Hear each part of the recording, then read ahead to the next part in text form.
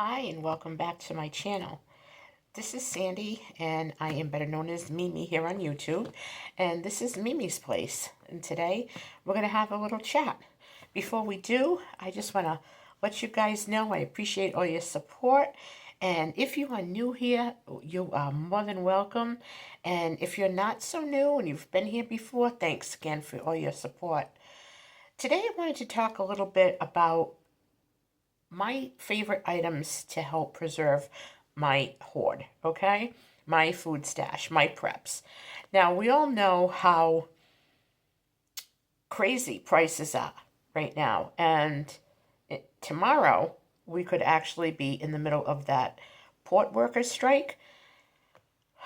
Trucks are still backed up from the snowstorm last week, the snow and the ice in the Midwest. Stuff is stuck at warehouses. January 20th is coming up, so that might be a disaster. A planned one. What else is going on? Just soaring food prices, world events.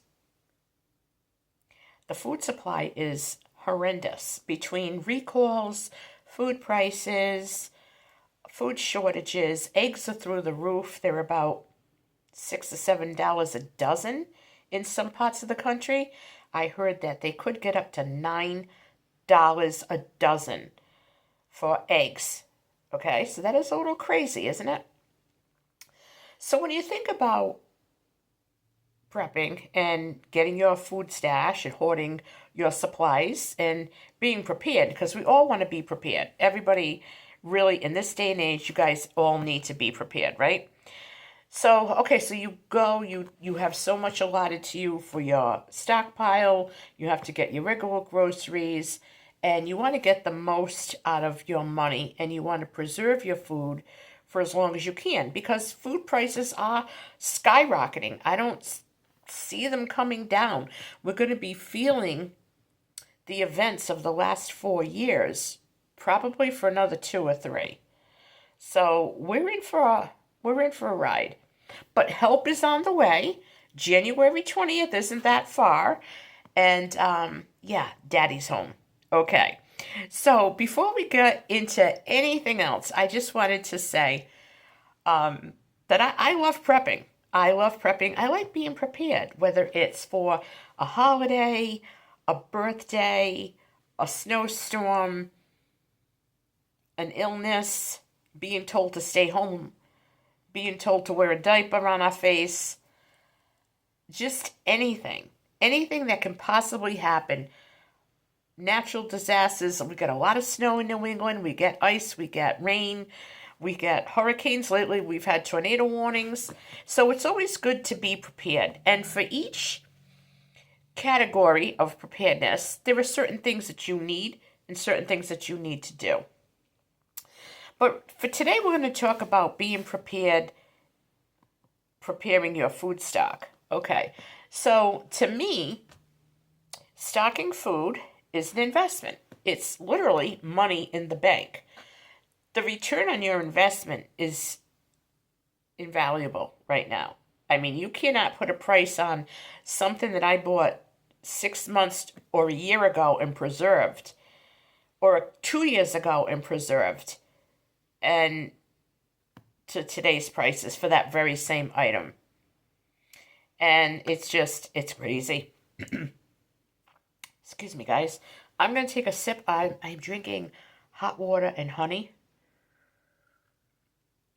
I'm not much of a tea person. I just don't like the aftertaste of most teas. So I'd rather have this. It's good. It's just hot water and honey. Try it sometime. By the way, honey is something that is on my list to hoard, okay? So I wanted to just tell you guys some of my favorite things that I use to help preserve my food stash, because I do not want to throw this food away. I don't want to waste it. I don't want to have anything go bad or have anything happen to it. So I handle it with a lot of love and care, okay? A lot of TLC goes into my stash. So here's a list of a few of my favorite gadgets. Okay, number one would have to be, the very first thing I started out with was I bought mason jars. I didn't know what I was going to do with them because I didn't have a canner. I didn't have a dehydrator. I didn't know what to do. So I just bought a case of jelly jars, we call them, 8-ounce mason jars, ball jars.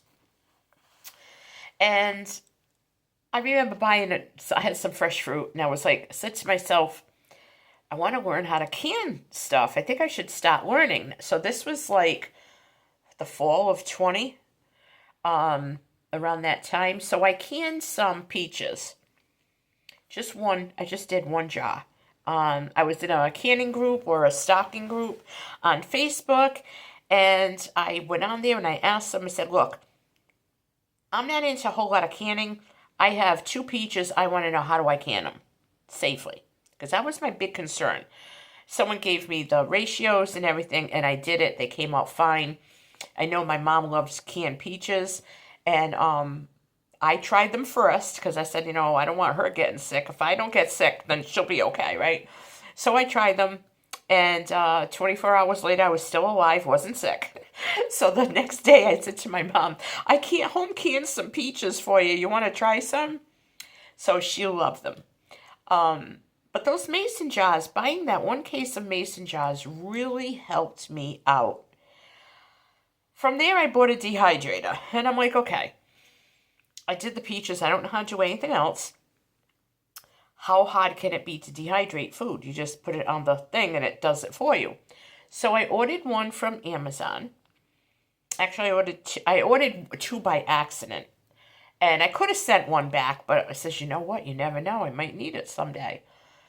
So I started with dehydrating. I think the first thing I dehydrated was herbs. I think it was like basil and parsley from the garden. And then I realized that you could dehydrate zucchini, you could dehydrate eggplant, you could dehydrate tomatoes, and the list goes on and on. Bell peppers, jalapeno peppers, Thai chili peppers. It just goes on and on. So I learned how to dehydrate. So that's the second thing that I absolutely love that I have in my pantry to help preserve my stash. The third thing is, and this isn't in my favorite order, I'm just saying these are the items that I like the best, okay? They're not in the order of my favorite. They're in the order in how I purchased them. So the third thing I purchased was I bit the bullet, and I got an electric canner. Carry. So I'm like, okay, I got my carry canner, and I was so excited to get it. And the box sat there a while. I was petrified to use it. But as I got more into the groups and asking different people and following the recipe, because there are certain ratios and times and things that you have to do to pressure can your food, I built up my confidence. Did I have failures? Yes, I did. I had a lot of failures. And I had a lot of success. I've had a lot more success than I have failures. And canning has become my number one way to preserve food.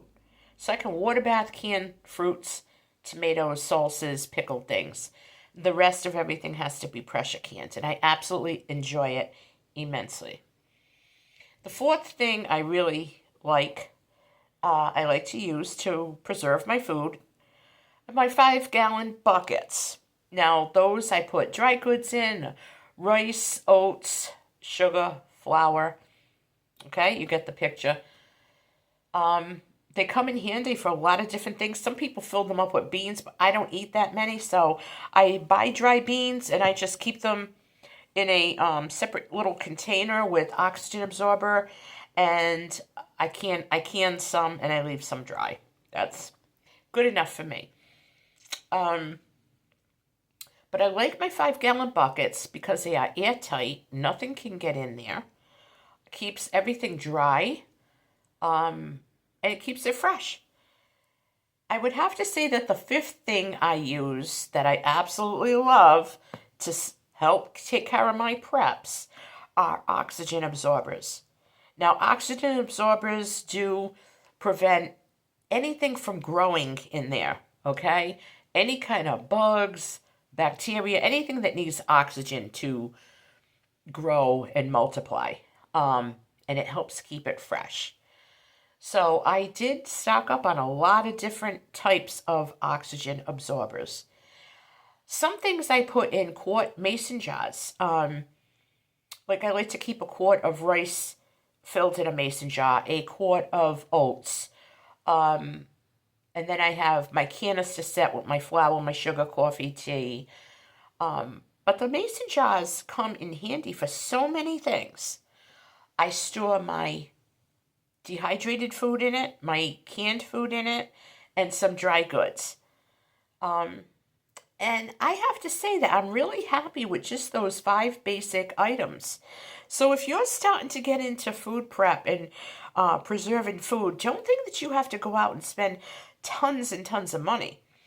You can ask friends and neighbors. You can ask on the free sites on Facebook Marketplace. You can ask at your local church, hey, ask so-and-so, hey, do you know anyone here who has used a can and doesn't use their mason jars anymore? Put an ad up on the no-buy groups on Facebook. I did that once, and I ended up with about 3 dozen quart jars and a stovetop, like a stock pot to water bath can on top of the stove, very deep.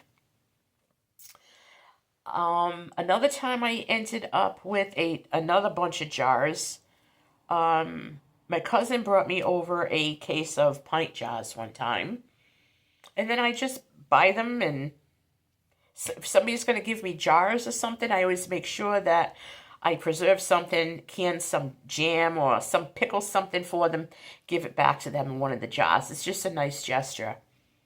But I'd have to say that those are the main things that thrill me when it comes to preserving food and getting my stash in order, taking care of my preps, and just being stocked up. You guys got to stock up. You got to prep. And I just gave you 5 easy things to do, to get, to help preserve your stash. Even if you just got mason jars and oxygen absorbers to start with. It's a start. You could start putting your dry goods in them. So don't fret about preserving your food right now. Just go little by little, step by step. If it were me, the first thing I would do, I would buy or get free, if I could, mason jars. Get whatever sizes you can get. Do not be picky, okay? And you can get the lids that go with them.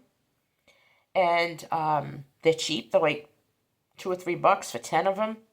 Probably cheaper at Walmart. Get yourself some lids, and when you buy a case, the unused lids, the new lids come right on the jars. So you'll have new lids. But if you have to replace them here and there, you know what? You got $3. This is what I'm going to add to my stash this month or this week. I'm getting another box of lids, and you do it that way. Get mason jars, get some oxygen absorbers. They're super cheap. You can get them off Amazon. And start preserving your food, because this is going to be a bumpy ride. We are not out of the woods yet. We have help is on the way, but it's going to take a while to put it all back together. So guys, just be patient. Be patient with yourself. Be patient with the new leaders that are coming in. Give them a chance. They've got 4 years worth of this to clean up. It's not going to be easy. Keep stockpiling your food. Keep hoarding your supplies. Consider it money in the bank with a very high return on investment. Thank you guys so much for watching. I hope you found this enlightening. I hope that I got you thinking about different ways to preserve food if you're just starting out. And I hope you found this informative. So if you felt any of those things, please give me a thumbs up. And as always, I love you. I hope to see you on my next video. So hit subscribe, and I'll catch you later. Have a great day. Stay blessed and stay proud.